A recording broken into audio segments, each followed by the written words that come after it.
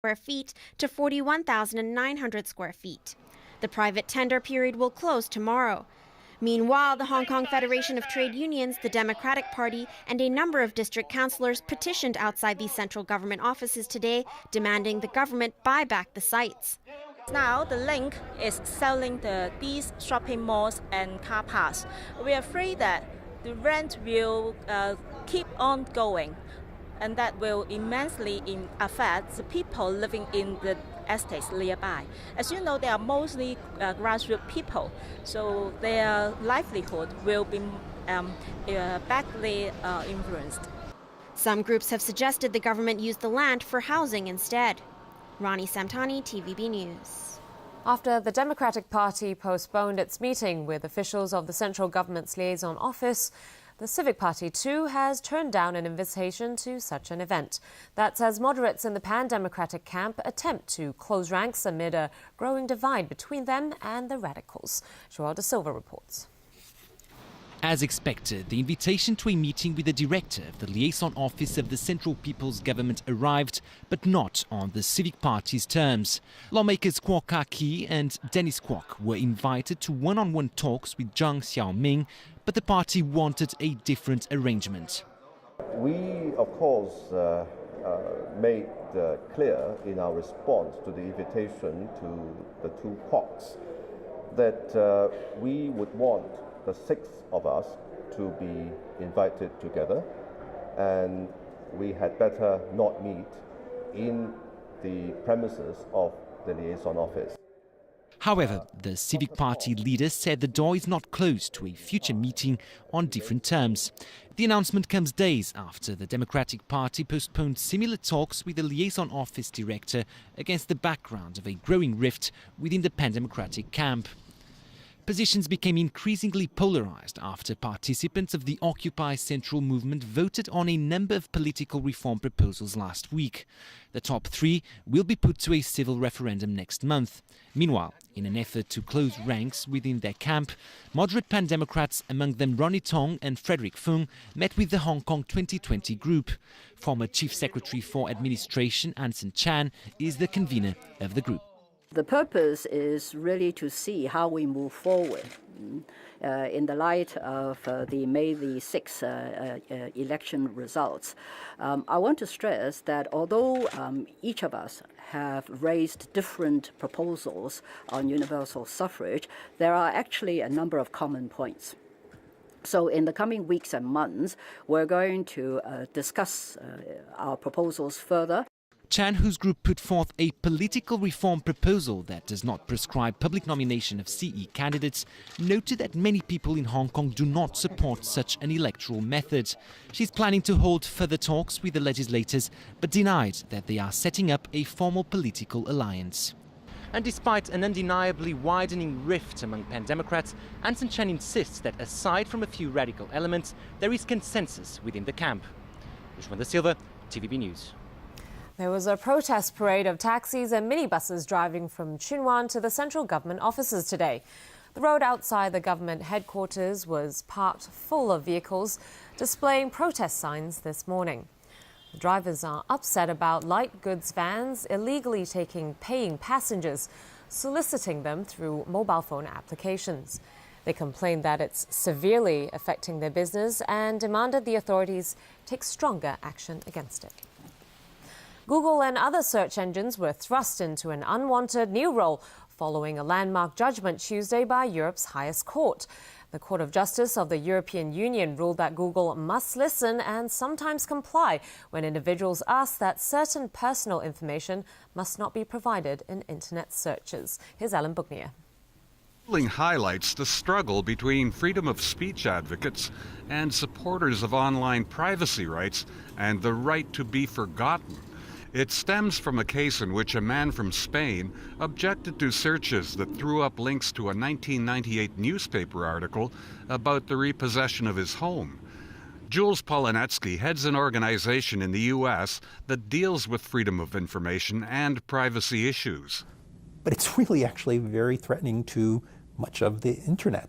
So if someone can tell search engines, sorry, that information tells us about some individual that individual doesn't want to be found, you need to take it down, the effects really could be dramatic. It breaks the internet. The ruling applies only to European Union countries and all search engines in Europe, including Google, Yahoo, and Bing. The companies have long maintained that people with these complaints should take them up with the website posting the unwanted material. Now the internet search providers are compelled to deal with what information they will display in searches. Polanetsky says it could create headaches for the search engines by forcing them into making judgment calls about fairness of information. He also notes the court provided little guidance on how to make those judgments and how effectively they can be implemented. Information used to decay, and you could outlive or avoid being accountable for things that appeared and that were public about you. And today, those are all there. And there's certainly a downside. The upside is we have access to all of the world's information at our fingertips. And it's impractical to put the genie back in the bottle and say, we'd like obscurity one by one. Alan Bookniat, TVB News. All right, Tony, over to you for sports. Yep, more World Cup preview to talk about, and also NBA playoff action. There's some unwelcome news tonight for World Cup host Brazil after it was revealed that coach Luis Felipe Scolari is under criminal investigation in Portugal. Reports say it's over suspected tax evasion, but this was not confirmed by Portuguese officials. Meanwhile, other countries are busy with their final preparations before the tournament kicks off next month. Given the German Cup final is this weekend, it wasn't too surprising few big names featured in the match between Germany and Poland. Still, it was a good chance for German manager Joachim Löw to get a good look at some of the younger players, trying to prove they have what it takes to be included in the World Cup squad to Brazil. The match finished in a 0-0 draw. Germany are in Group G along with Portugal, Ghana and the United States, and their first match is against the Portuguese on June 16th. Australia are the latest country to name their preliminary squad for Brazil. You want guys who've had, played some consistent and good football, so they feel good about themselves and physically are in good condition. And I guess for a lot of them, hopefully they have a similar fire in the belly to myself. The Socceroos are in a tough group, having to face the likes of defending champions Spain, the defeated finalists from the last tournament Holland and Chile. And also announcing a preliminary 30-man squad are Argentina, who named the usual suspects, all except Carlos Tevez. Big things are expected of Lionel Messi, Sergio Aguero and the others, as Argentina seek their first World Cup since Maradona led them to victory in 1986. On to the NBA playoffs now, and the Washington Wizards were all over the Indiana Pacers in Game 5, helping them stay alive in the Eastern Conference semi-final series. John Wall was one of the stars for the Wizards, scoring 27 points. Washington routed Indiana 102-79 to pull to 3-2 in the best-of-7 series. Game 6 is tomorrow in Washington. And finally for tonight, marine explorers say a shipwreck found off the northern coast of Haiti could be that of the Santa Maria. The Santa Maria was the lead ship of a 3-vessel expedition led by Christopher Columbus in 1492 in search of a shorter route to Asia. Video released Tuesday by the History Channel shows divers going through the wreckage. The station plans to air an exclusive show about the findings. After arriving in the Bahamas, the Santa Maria drifted into a reef and had to be abandoned. Columbus had a fort built nearby before taking the remaining 2 ships back to Spain. The wreckage was first found in 2003. The discovery of Columbus's encampment in Haiti and data from the explorer's diary convinced the marine explorers that the heavily decayed vessel on the seafloor is the Santa Maria. That's the news. Thanks for watching. Good night.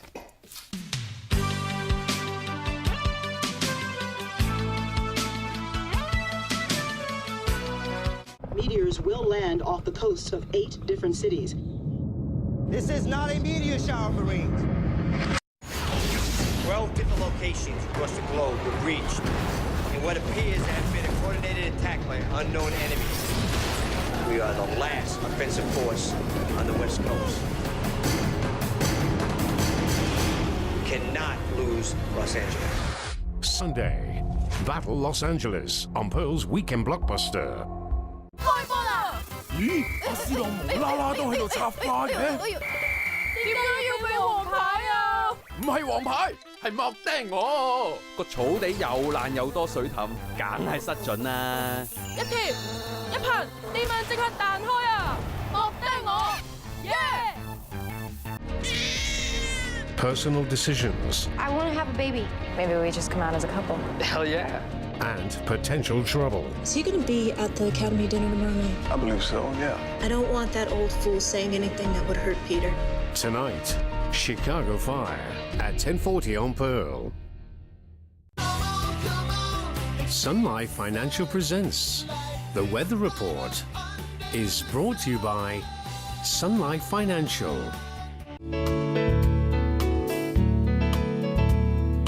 Good evening. The weather was mainly cloudy with a few showers, and today we also experienced the hottest afternoon so far this year thanks to sunny intervals during the day. As tonight's situation chart shows, an active southwesterly airstream is bringing showers to Guangdong.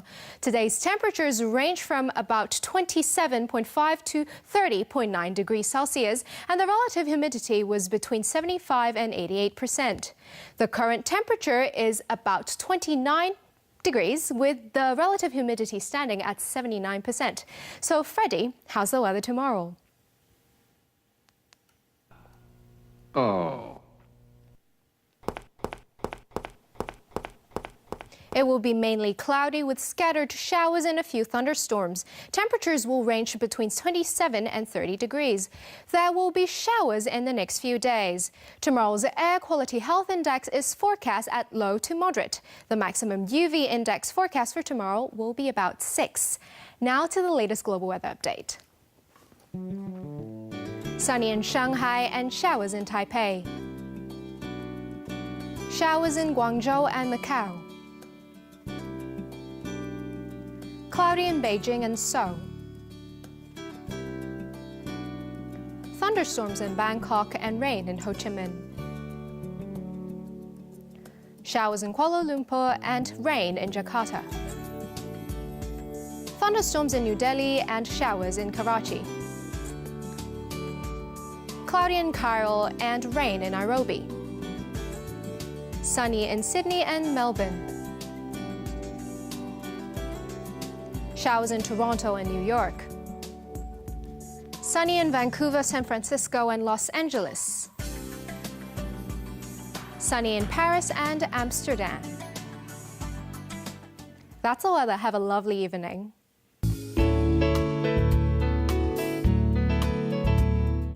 It was brought to you by Sun Life Financial. Life's brighter under the sun. It's Castle Gone Wild. How did her bra end up wrapped around his neck? College girl's gone crazy. Finding the killer. How's the investigation going? That exposed more than they expected. We have a few questions. Maybe more than just a few questions. Thursday, Castle at 10:35 on Pearl. Teachers on the loose. WIPEOUT! Wipeout! Giving the toughest lesson. However, only one will receive a passing grade. Saturday, back to school wipeout at 8:30 on Pearl. I thought your reading was great. So, what's Eve up to? No one cares what Eve's up to. Admit it, you're here to see Lee. Reading went great, and a cute guy asked me out. Oh, is it weird me talking about this? Oh, no, don't be silly. I also met some possible love matches at bookstores recently, so. Sunday, the Michael J. Fox Show at 8 on Pearl.